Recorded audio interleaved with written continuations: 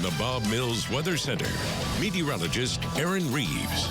Well, a powerful cold front moving through the area this evening, and it has kicked off some much-needed showers and storms. Unfortunately, those storms have come with some issues. We'll get to that here in a moment, but first let's take a look at just where things are right now.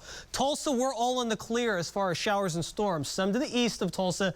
This activity is all fairly recently developed. You can see in that loop there as it moves off to the east. Also some activity back towards Oklahoma City. Notice this activity on a general weakening trend. Here's what's going on to the east of Tulsa. Prior down to areas just to the east of Wagner, a line of showers and storms, good downpours, some wind, maybe some small hail with that. Also some just west of Siloam Springs, and then from 10 Killer Lake back up to the south of Siloam Springs. This is all moving off to the east, and once again could have some gusty winds, some quick downpours, some lightning. Little back towards Tecumseh and then back into the Oklahoma City area. Some showers, some downpours. This has all been weakening fairly quickly.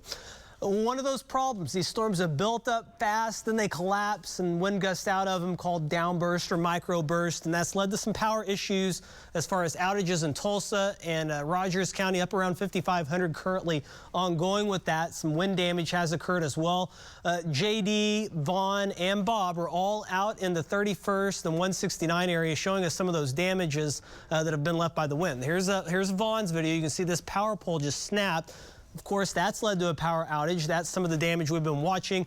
A carport here, Bob said, blew from a location nearby into this Quick Trip parking lot. These guys have really taken it apart quickly, but that's what's left of that carport that had blown into that parking lot. And then JD shows just how dark it is in that area. This intersection here is just dark. I mean, it's kind of rough over there right now in the eastern part of the city. It's a large number of people currently without power around that intersection and points eastward from there. Earlier, we had some viewers send in some photos up in Sedan. Jamie sent this photo of some storms in the distance over that cornfield. That's pretty cool. There were some severe storms in that area earlier. Adair, Linda Teal sent this. This was a storm off in the distance. Much needed rain, but unfortunately we've seen some wind damage and some power outages associated with these as well. We should see the activity wane a bit, not completely going away, but waning toward the middle of the night, then reinvigorating from the early morning into the early afternoon hours as another round disturbance moves in along this front. So we'll be watching for that. Otherwise today, out ahead of that front, 105 in Tulsa, a lot of locations well above 100. You can tell behind that front, though, Guyman, 87 for a high.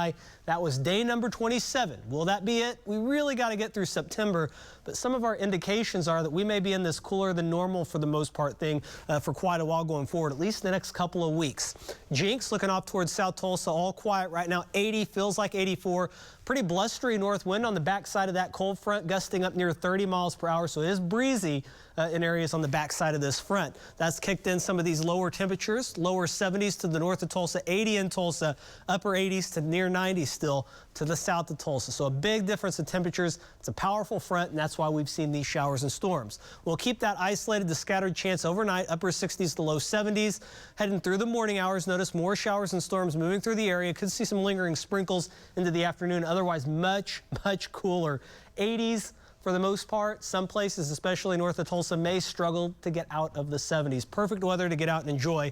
Then going in towards Wednesday into Thursday morning, rain getting out of here, lower to mid 60s for lows. Then as we head towards Thursday afternoon, upper 80s. Look to be common for most people at that point in time. A lot of people heading back to school tomorrow. We'll see those chances for showers and storms, especially earlier in the day, gradually tapering off.